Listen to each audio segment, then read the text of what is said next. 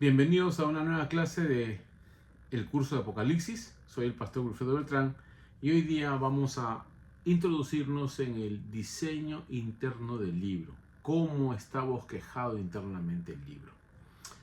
Y vamos a enfocarnos en la primera parte de este bosquejo.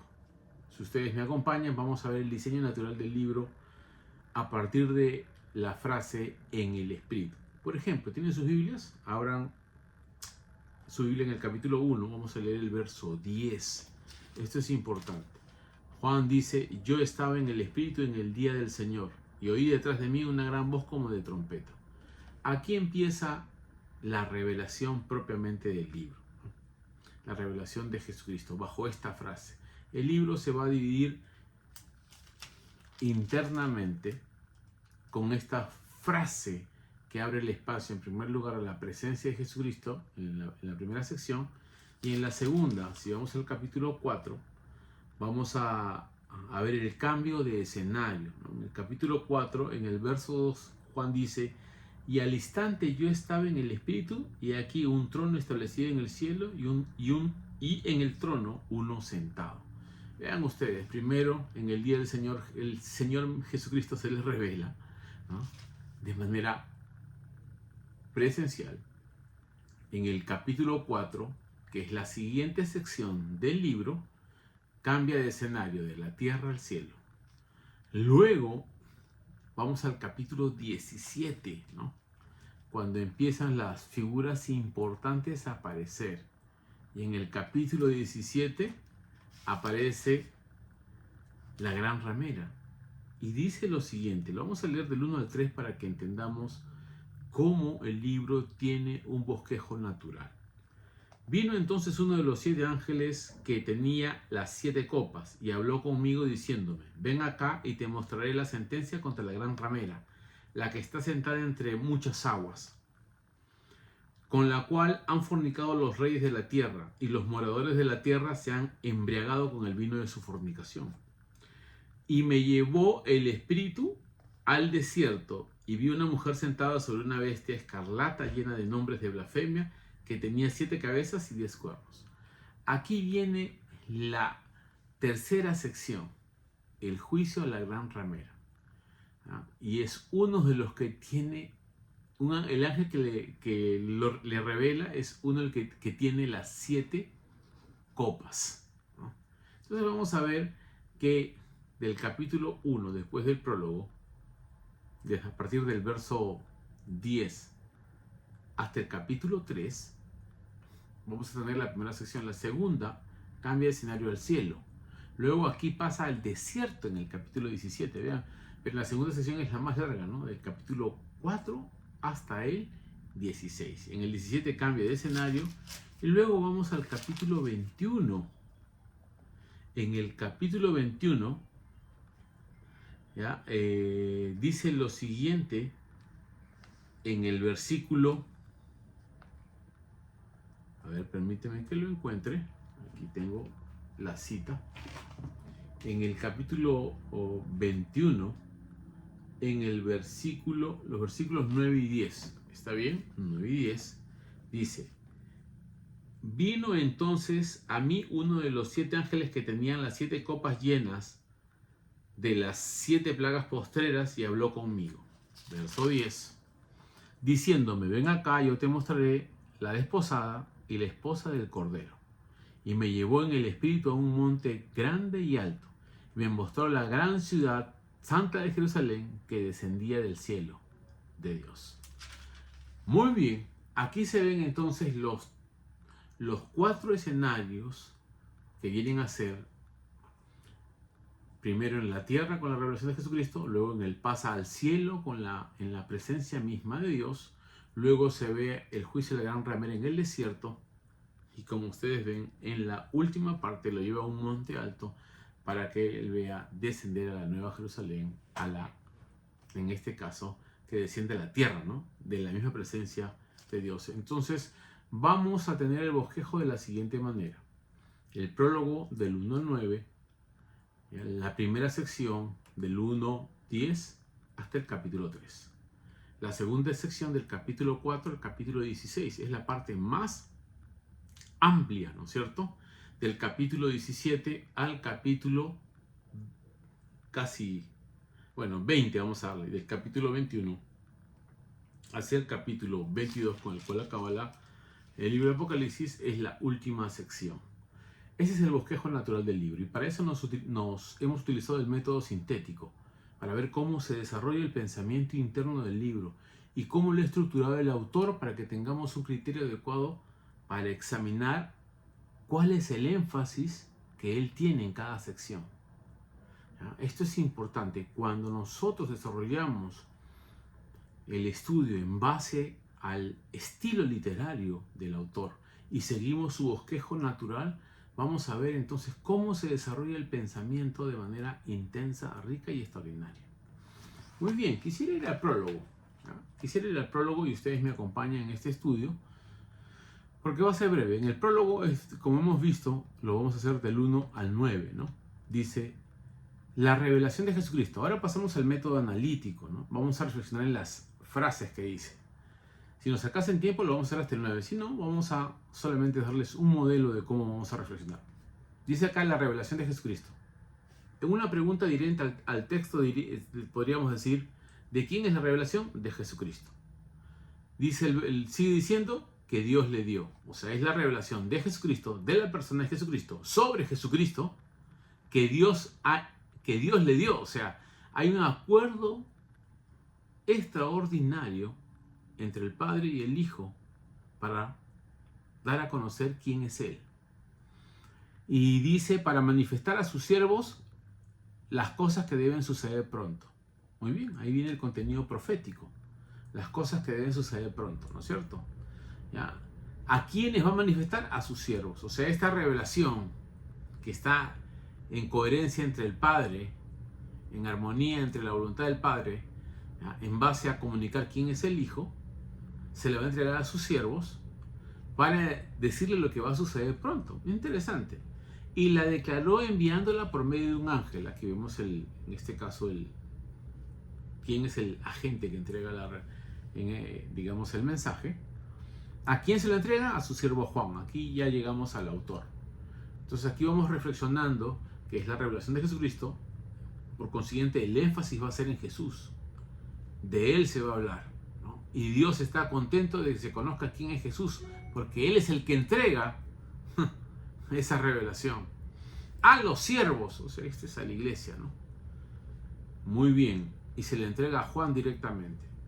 Y aquí hay tres frases importantes en el verso 2 para describir quién es Juan, que ha dado testimonio de la palabra de Dios. 1. La siguiente, y del testimonio de Jesucristo. O sea, ha dado testimonio de la palabra de Dios, ha dado testimonio de Jesucristo y ha dado testimonio de todas las cosas que ha visto. Es un testigo ocular. El autor entonces es el apóstol Juan. Lo vamos a afirmar así, no voy a, digamos, hacer una discusión ahorita sobre el asunto. Voy a aceptar la autoridad de Juan por causa del tiempo y del espacio, ¿no?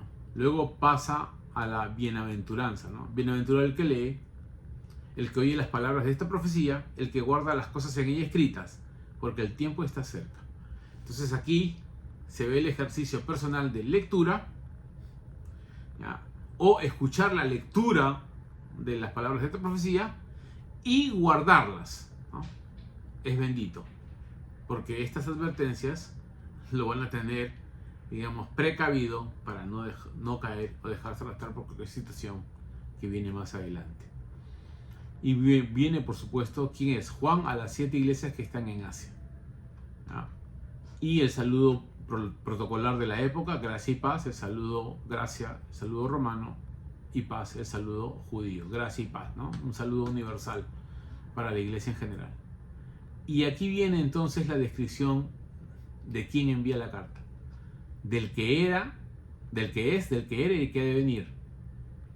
Y de los 7 espíritus que están delante de su trono, y de Jesucristo. Y ahí nuevamente lo describe, el testigo fiel, el primogénito de los muertos, y el soberano de los reyes de la tierra. Aquel que nos amó y nos lavó de nuestros pecados con su sangre, y nos hizo reyes y sacerdotes para Dios. Dice su Padre, a Él sea la gloria por los siglos de los siglos. Amén. Y el verso 7 dice, y aquí que viene con las nubes, nuevamente. describiendo la parusia, el retorno de Cristo. Y dice, y todo ojo lo verá, y los que le traspasaron, y todos los linajes de la tierra harán lamentación por él. Sí, amén.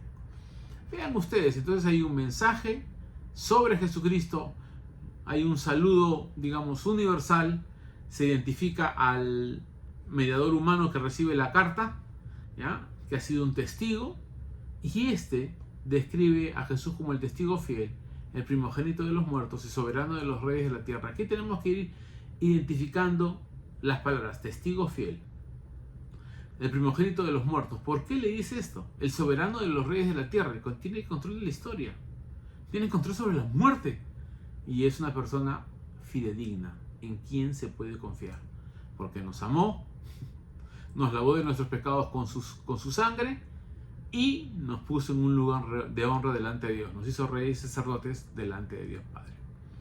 Muy bien, y ahora se describe entonces la venida de Jesús. ¿Cómo va a venir? En las nubes, como hemos visto en otros pasajes. Y todo ojo lo verá. Nuevamente se repite lo de Hechos 1:11 y otros pasajes que ya hemos leído, ¿no? Y los que lo traspasaron acá, indudablemente los que lo crucificaron, y todos los linajes de la tierra harán lamentación por él. Sí, amén. O sea, es un evento público y universal. Y el versículo 8, dice, yo soy el alfa y la omega, el principio y el fin, dice el Señor, el que es, el que era y el que ha de venir, el Todopoderoso. Y luego dice, yo Juan, vuestro hermano, y copartícipe en la tribulación, en el reino y la paciencia de Jesucristo, estaba en la isla llamada Patmos, por causa de la palabra y del testimonio. Hasta aquí nomás vamos a avanzar. Y quiero que vean, si ustedes hacen un análisis minucioso, les pido que rayen las frases que se repiten, ¿ya? Porque dice, el que es, el que era y el que ha de venir. Se refiere a Jesucristo. Y de los 7 espíritus que están delante de su trono, aquí tenemos que ver quiénes son los 7 espíritus que están delante de su trono. Lo anuncia, más adelante va a ir identificando cada elemento, ¿no? Y de Jesucristo, el testigo fiel, el primogénito de los muertos. Vean ustedes cómo lo presenta, el soberano de los reyes de la tierra, porque él ha sido testigo fiel, ha sido ejecutado, pero ha vencido la muerte, y ahora está como Señor de todos los reinos de la tierra. Ningún reino es establecido sin la autoridad del Señor. Y dice entonces, nos amó, nos lavó de nuestros pecados. Vean las acciones que hace. Nos hizo reyes y sacerdotes para Dios. ¿Cómo constituye la iglesia? Para ministrar al Señor, ¿no? Para glorificar al Señor. Y nuevamente describe su aparición pública, visible. No dice que hay etapas, no dice que hay espacios, dice que todo ojo lo verá. Quiero que noten cómo él describe la revelación de Jesucristo y cómo él indica que va a venir.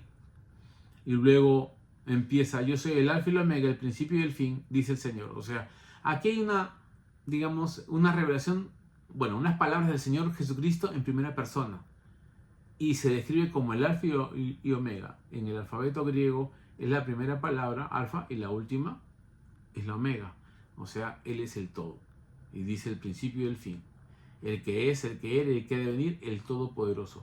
Vean cómo la cristología ahora se le adjudica un atributo completamente divino. Cómo a Jesús se le dice el Todopoderoso. ¿Ya? Y como es interesante en la forma de redactar de Juan, nuevamente vuelve a describirse a sí mismo. Yo, Juan, vuestro hermano, copartícipe vuestro en la tribulación, en el reino y la paciencia de Jesucristo, ya habiendo visto las credenciales de Jesús como soberano de los reyes de la tierra, ¿no? Y dice, yo estaba en el Espíritu en el día del Señor, y oí detrás de mí una gran voz como de trompeta.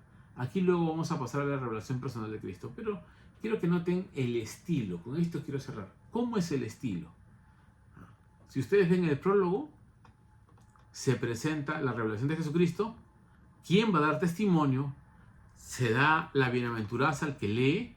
Luego se indica a los destinatarios, a las 7 iglesias. Hay un saludo que algunos consideran trinitario, porque el que es, el que era, el que ha de venir. Algunos consideran que se refiere al Padre, porque Él viene con Jesús. Eso lo vimos en 1 Tesalonicenses, capítulo 4. Lo vamos a repasar más adelante. Y los 7 espíritus de Dios que están delante de su trono, algunos eruditos dicen que se refiere al Espíritu Santo. Y nuevamente se repite, y de Jesucristo el testigo fiel se le describe, y luego se explica cómo va a ser su aparición pública, y nuevamente se describe quién es Él en el verso 8. Vean ustedes cómo pasa de Jesucristo a Juan, a la bienaventuranza, al saludo, a Juan, nuevamente a describir a Jesús, y luego Jesús habla en primera persona. Luego se pasa nuevamente a Juan, vuestro hermano que está en la tribulación y en la paciencia de Jesucristo, estaba en la isla de Patmos. Aquí viene el detalle histórico que narra Juan. Dice, por causa de la palabra de Dios y del testimonio de Jesucristo. Una repetición de lo que ya se había dicho en el versículo 2 sobre Juan. Así es el estilo que ellos tienen, ¿no? Lo vamos a ver así como una espiral, ¿no? Sale de un punto, avanza, retrocede hasta cierta parte del pasado y nuevamente se adelanta, retrocede. Es una espiral así, que va dando vueltas porque es su estilo literario de redactar la carta. Y es importante que sigamos los detalles para entender cómo está diseñada la carta y ver si los sellos, ¿no?, las trompetas, las copas que van a ver en la segunda, sección del libro, se refieren a secuencias históricas o son imágenes paralelas de las mismas situaciones que van a ocurrir en la historia. No es una continuación de la otra como si fuera una serie, sino una al lado de otra, ampliando, describiendo y enriqueciendo el pensamiento bíblico. Así que los dejo con esta reflexión y los invito a leer la Biblia, todo el libro de Apocalipsis de principio a fin. Léanlo una y otra vez para que estén empapados, porque a medida que vamos a ir leyendo, vamos a ir viendo cómo la Biblia misma se va interpretando y nosotros vamos a ir señalando cómo va describiendo los símbolos, los números y las ideas bajo un marco de pensamiento claro y sencillo. Muchas gracias, los espero en la próxima lección. Dios los bendiga.